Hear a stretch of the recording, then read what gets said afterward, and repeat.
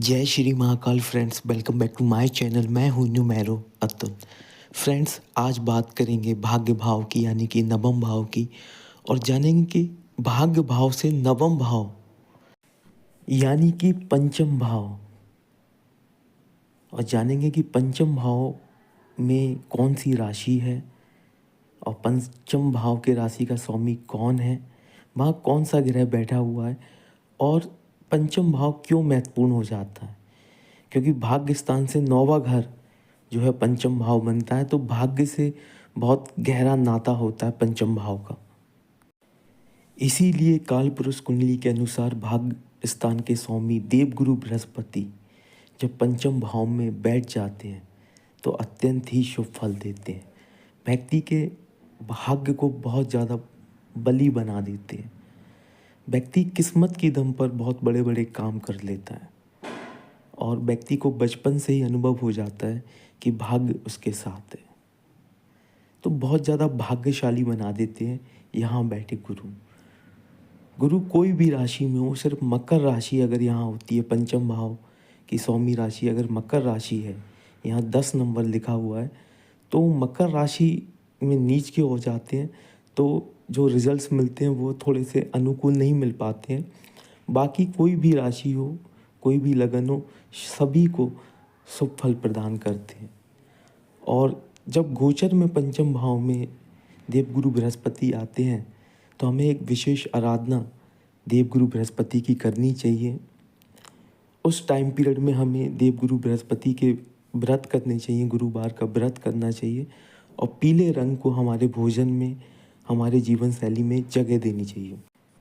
इससे देवगुरु बृहस्पति अत्यंत बली हो जाते हैं और आपके जीवन में सौभाग्य लेके आते हैं।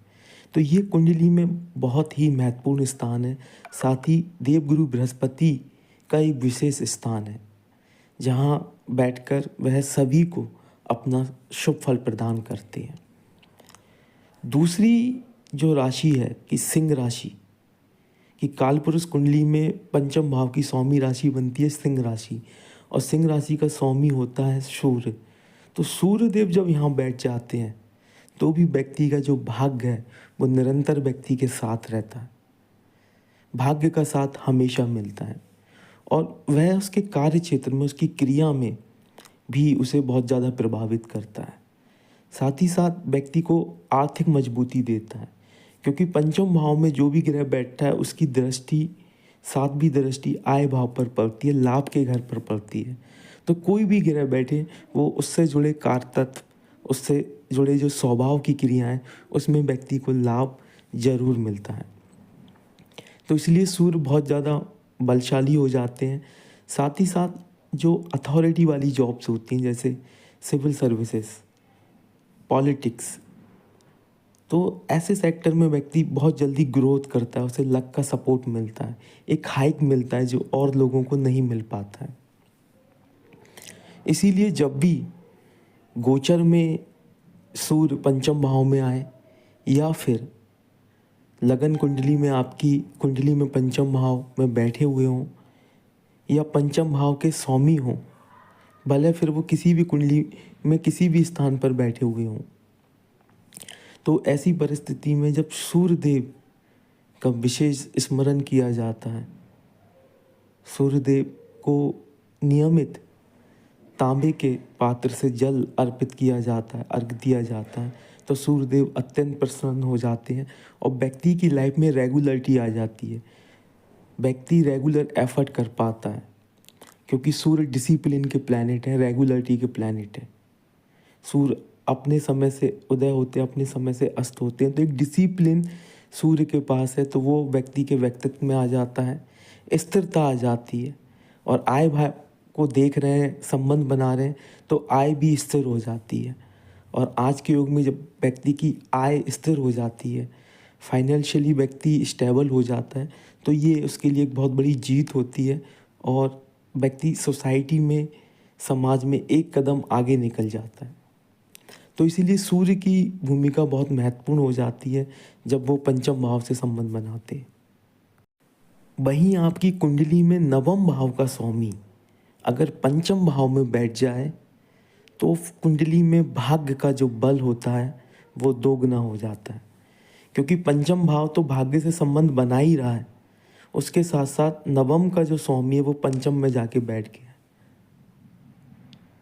तो ऐसी परिस्थितियों में भाग्य अत्यंत बली हो जाता है। लगन कोई भी हो आपकी कुंडली में, राशि कोई भी हो, आप नवम भाव देखिए और वहाँ देखिए कौन सा नंबर लिखा हुआ है, वो आपका भाग्य भाव की स्वामी राशि है।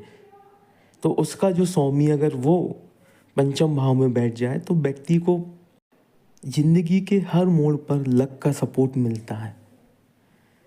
तो इसीलिए ऐसे व्यक्तियों को आपने देखा होगा, जिन भी लोगों की कुंडली में अगर ये स्थिति बन रही है, क्या उन्हें लॉटरी जीवन में नहीं मिली, या जुआ सट्टा या किस्मत से पैसा नहीं मिला? जरूर मिलता है। क्योंकि नवम भाव का स्वामी पंचम भाव में बैठ रहा है, तो जो भाग्य को ऑलरेडी डबल कर चुका है और उसी के साथ साथ वहाँ से दृष्टि डाल रहा है एकादश भाव पर, आय के घर पर, तो पैसा जो है इसका आउटपुट होता ही होता है। अगर ऐसी स्थिति बन रही है तो व्यक्ति के पास ऑटोमेटिकली पैसा आएगा, ऑटोमेटिकली सोर्स बनेंगे और व्यक्ति मिलेनियर, करोड़पति या धन की कमी ऐसे व्यक्ति के पास कभी नहीं होगी। इसीलिए कुंडली में भाग्य की स्थिति मजबूत होना बहुत ज़रूरी होता है।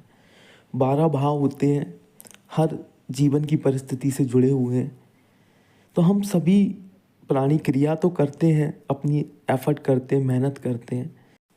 एफर्ट करने के बाद जिस चीज़ की ज़रूरत होती है वो होता है भाग्य, हमारी किस्मत।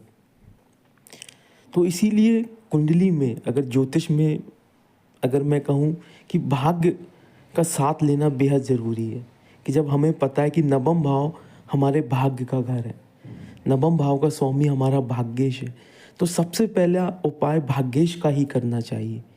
क्योंकि अगर भाग्य का साथ मिलेगा तो और जो सारे काम है वो ऑटोमेटिकली ठीक होने लगेंगे, या जो और विषम परिस्थितियाँ होंगी या नेगेटिव परिस्थितियाँ होंगी उनकी नेगेटिविटी कम होगी अगर भाग्य का साथ होगा। तो ज्योतिष में सबसे पहले अपनी कुंडली देखकर नवम भाव के स्वामी को मजबूत करना चाहिए, क्योंकि वो आपका भाग्येश है, भाग्य का साथ उसी के पास है। तो उससे वो वाइब्रेशन आप लें और उसके बाद जीवन में आगे बढ़ें।